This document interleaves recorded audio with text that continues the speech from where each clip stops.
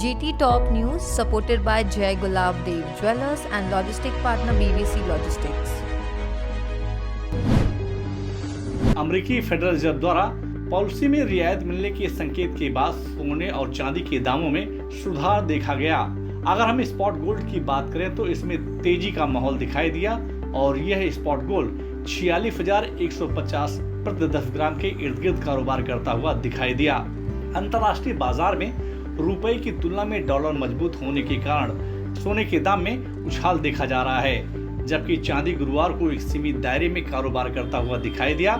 चांदी की इंडस्ट्रियल मांग के कारण चांदी में गुरुवार को तेजी दिखी और 330 रुपए की मामूली बढ़त के साथ 66,300 के स्तर पर कारोबार करता हुआ दिखाई दिया। बाजार के जानकारों के अनुसार आने वाले त्योहारी सीजन में सोने का भाव बढ़ने की संभावना है।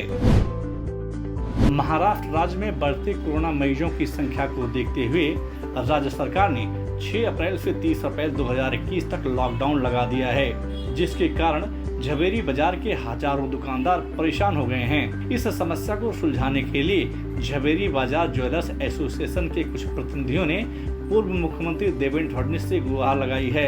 ज्वेलर्स संगठनों ने पूर्व मुख्यमंत्री को ज्ञापन सौंपते हुए कहा कि सरकार अपने इस निर्णय पर पुनः विचार कर थोड़ी रियायत दे, वरना इस उद्योग से जुड़े हजारों कारीगर बेघर हो जाएंगे। सरकार ने जो लॉकडाउन की घोषणा की हुई है उसमें हम थोड़े से जो ज्वेलरी इंडस्ट्री वाले जवेरी बाजार का जहाँ तक सवाल है, जहाँ पे करीबन 3,000 शोरूम्स है, 30 से 35,000 कारखाने हैं, 2 से 2.5 लाख कारीगर यहाँ बसे हुए, ऐसे जगह पे सरकार ने जो लॉकडाउन किया, एक बहुत बड़ा सा नुकसान आने वाले 30 तारीख तक जो सरकार ने घोषणा की है।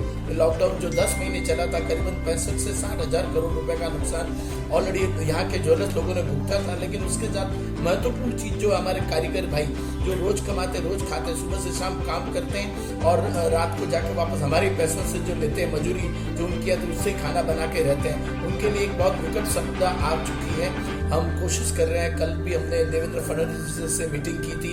आज हम चाह रहे हैं कि 1-2 दिनों में हम सब अलग अलग मिनिस्टरों से मिलेंगे।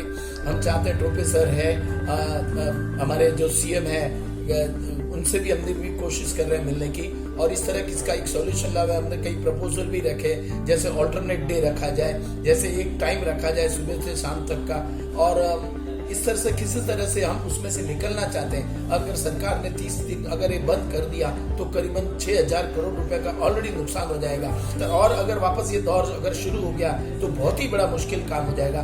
मैं सरकार से निवेदन करता हूँ इस जेल ट्रेन के माध्यम से कि भी किसी तरह इसका कुछ सॉल्यूशन आए, कुछ उपाय आए, ताकि हमारी रोजी रोटी चले और हमारे से हमारे कारीगरों की रोजी चले।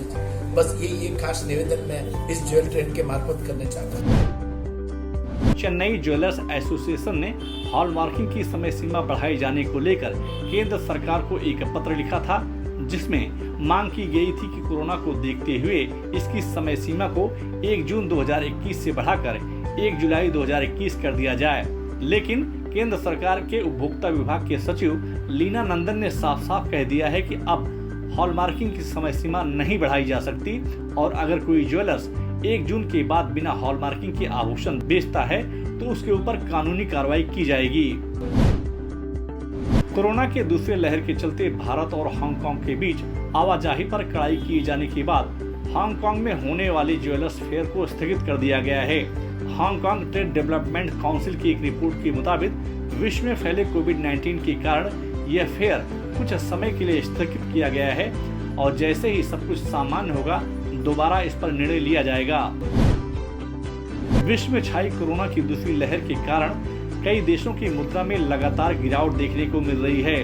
वर्ल्ड गोल्ड काउंसिल की एक रिपोर्ट के अनुसार तुर्की की मुद्रा में लगातार गिरावट के कारण तुर्की सरकार ने फरवरी माह में 11.7 मिलियन टन सोना को बेचकर अपनी आर्थिक स्थिति को सुधारने में लगी हुई है। एक आंकड़े के अनुसार तुर्की की आर्थिक स्थिति खराब होने के कारण मार्च 2021 में महंगाई दर में 17% का इजाफा देखा गया है, जो 5% रहने का अनुमान व्यक्त किया गया था। दक्षिण भारत की गोल्ड, डायमंड और प्लेटिनियम के आभूषण बनाने वाली स्वा डायमंड ने घोषणा की है कि वह आने वाले 2023 तक केरला में अपने 200 स्टोर को खोलने की योजना बनाई है। स्वा डायमंड अपनी इस योजना के तहत आने वाले दिनों में 1000 स्टोर पर अपनी डीलरशिप को बढ़ाएगी। तमिलनाडु में अपने एक शोरूम का उद्घाटन करते हुए स्व डायमंड के हेड ने कहा कि देश में महिलाओं को डायमंड ज्यादा पसंद है और वह महिलाओं की पसंद को ध्यान में रखते हुए अपनी शाखाओं का विस्तार कर रहे हैं। रफ डायमंड की आपूर्ति करने वाली कंपनी डे वियर्स ने एक पोस्ट के माध्यम से जानकारी दी है कि 22 मार्च से 6 अप्रैल 2021 के बीच रफ डायमंड की मांग में 20% की गिरावट दर्ज की गई है। डे वियर्स के अनुसार पिछले वर्ष यह मांग $550 बिलियन था, जो अब 20% घटकर $440 बिलियन तक रह गया है। कंपनी ने अपने एक पोस्ट में कहा है कि मुंबई के BKC स्थित भारत डायमंड बोर्ड में 30 अप्रैल तक लॉकडाउन होने के कारण रफ हीरे की मांग पर इसका बड़ा असर पड़ सकता है। देश में फैले कोरोना संकट को लेकर मुंबई शेयर बाजार गुरुवार को एक सीमित दायरे में कारोबार करता हुआ दिखाई दिया। दिन भर के उतार चढ़ाव के बीच मुंबई शेयर बाजार गुरुवार को 84 अंकों की मामूली बढ़त के साथ 9,746 अंकों पर बंद हुआ, जबकि राष्ट्रीय शेयर बाजार 54 अंकों की मामूली बढ़त के साथ 14,873 अंकों पर बंद हुआ। जेटी टॉप न्यूज के इस एपिसोड में बस इतना ही। आपको यह न्यूज कैसी लगी और आपके क्या सुझाव हैं, हमें कमेंट बॉक्स में जाकर शेयर जरूर करें। और अगर अभी तक आपने जेटी टॉप न्यूज को सब्सक्राइब नहीं किया तो आप तुरंत सब्सक्राइब, लाइक और शेयर जरूर करें, जिससे आप तक ज्वेलरी इंडस्ट्री की अपडेट खबरें पहुंचती रहें। GT Top News supported by Jai Gulav Dev Jewelers and logistic partner BVC Logistics.